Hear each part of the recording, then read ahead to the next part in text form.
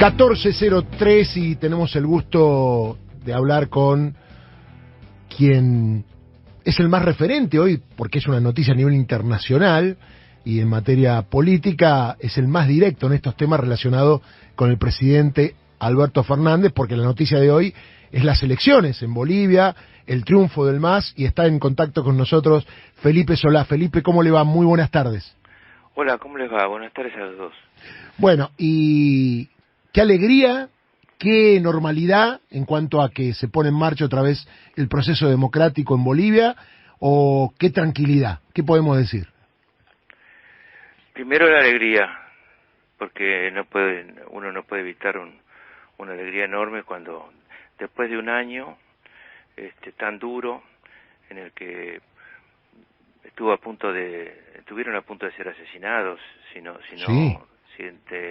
el presidente Fernández, que en ese momento era el presidente electo, y el presidente López Obrador no toman la decisión de que un avión mexicano lo saque a Evo Morales, a García Linera y a sus familias como fuera de Bolivia. Estaba amenazado de muerte, es decir, llegaron a rodear el aeropuerto de Cochabamba antes que se fuera, por ejemplo, cuando estaban arriba del avión. Así que recordar esos días de noviembre, recordar también la acusación que hizo el Frente de Todos.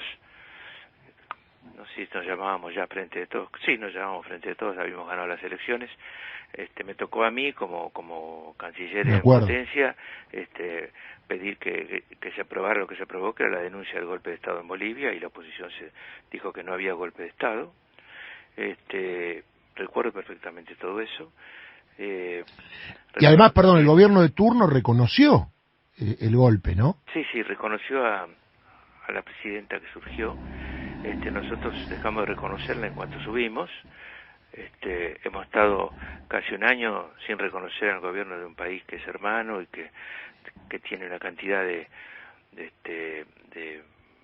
nacionales bolivianos acá, residiendo en la Argentina, que son como hermanos nuestros, son gente que trabaja y que vemos cotidianamente.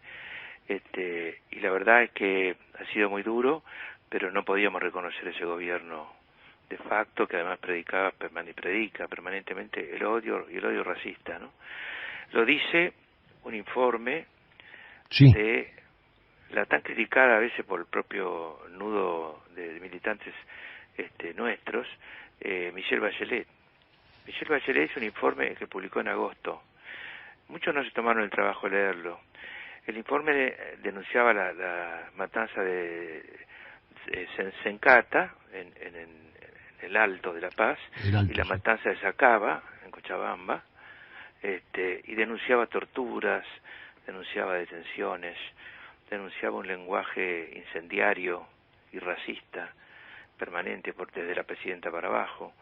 El informe es bastante duro y solo apuesta a que hubiera elecciones el 18 de octubre como ayer. Entonces, nosotros levantamos en su momento ese informe en un comunicado diciendo que Argentina tenía razón en que en ese momento hubo un golpe de Estado y que el gobierno era de facto y que no lo reconocíamos.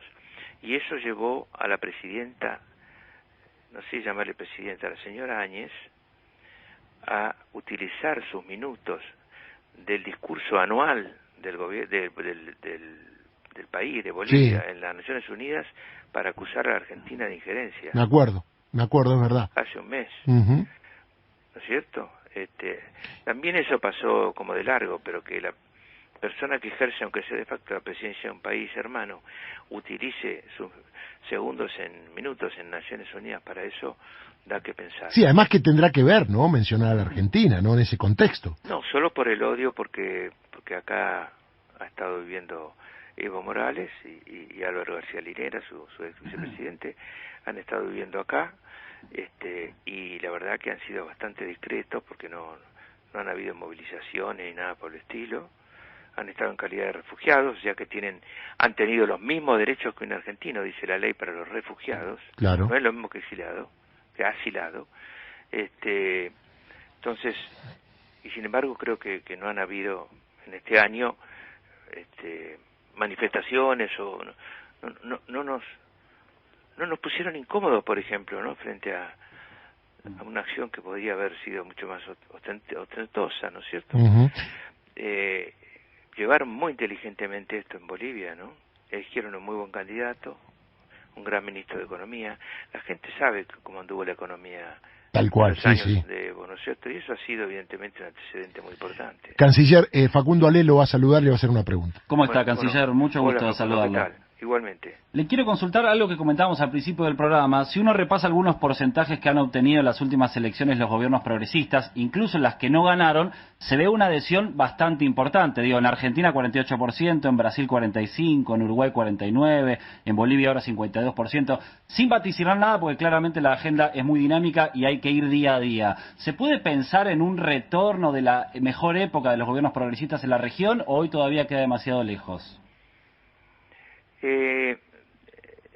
Diría lo siguiente, depende muchísimo no solo del éxito económico, que es muy difícil de pensar en pandemia y en Sudamérica en este momento, pero sí del grado de reconocimiento y de representación popular que se tenga por parte de los gobiernos que le han ganado a los gobiernos más progresistas. Entonces son ellos quienes con sus errores también posibilitan que la gente recuerde mejor el anterior, ¿no es cierto? Indudablemente. Yo creo que hay un tiempo de rebeldía, parecería así que hay un tiempo de rebeldías. Hay un tiempo digamos, de problemas graves para mantener la democracia formal. Sí, hay problemas de poca estabilidad. ¿Por qué? Porque la problemática económica abarca a buena parte de Sudamérica, el endeudamiento en mucha medida también, en mucha medida en Centroamérica también, y la posibilidad de darle a la gente lo mínimo que la gente necesita se ha reducido. O sea que los gobiernos tienen problemas. El tema es cómo encaran esos problemas. Si los encaran con represión, si los encaran con amenazas, si los encaran buscándose un enemigo, buscándose un enemigo como elemento central de su existencia, de su razón de ser, y yo creo que la gente empieza a darse cuenta. Felipe, la última y lo saco de tema, ¿cómo vivió el sábado, el 17 de octubre, con la forma virtual de manifestarse, las palabras del presidente Alberto Fernández, que parece como que nace algo nuevo después de esa fecha, como lo fue en otra época, al menos es lo que él dejó traslucir en su mensaje, y el tema de cómo vio a la gente, ¿no?, movilizada como se podía, algunos obviamente salieron con sus autos, ¿cómo lo vivió?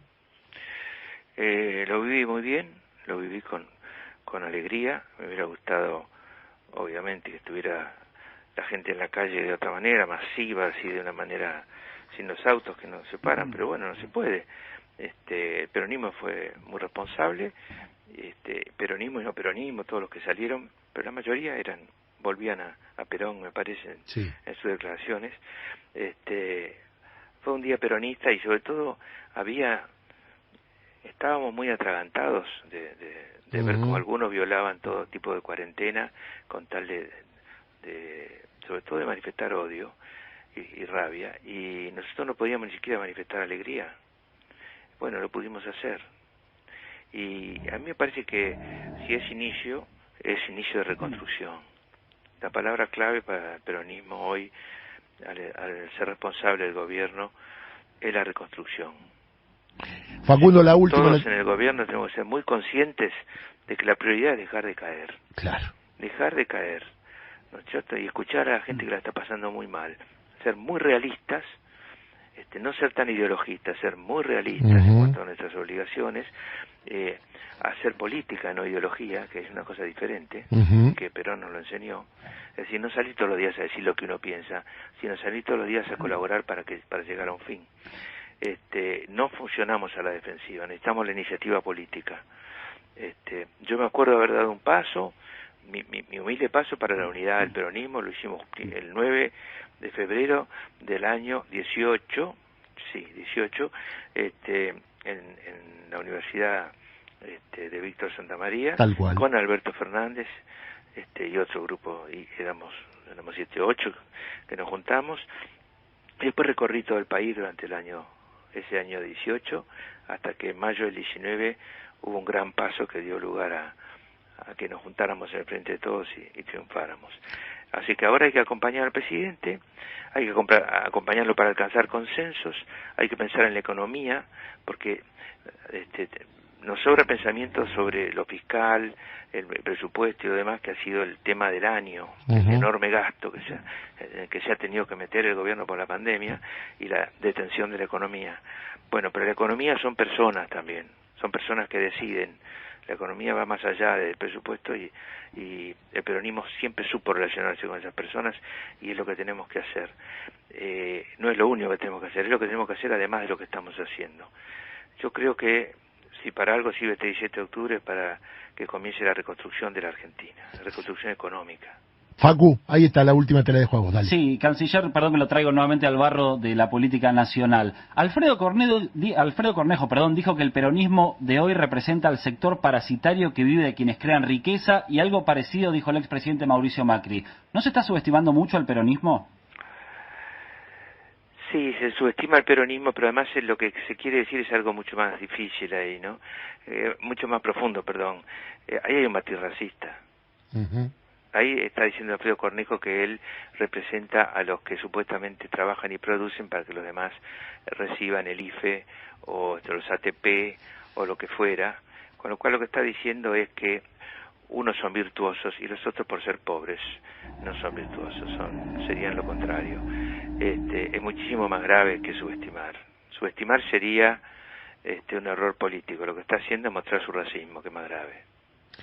Muy bien, Felipe, le mando un abrazo, muchas gracias. Gracias a ustedes, hasta siempre. Felipe Solá, la palabra creo del día respecto de la repercusión internacional, sobre todo en América Latina, del triunfo de el MAS, el partido de Evo Morales.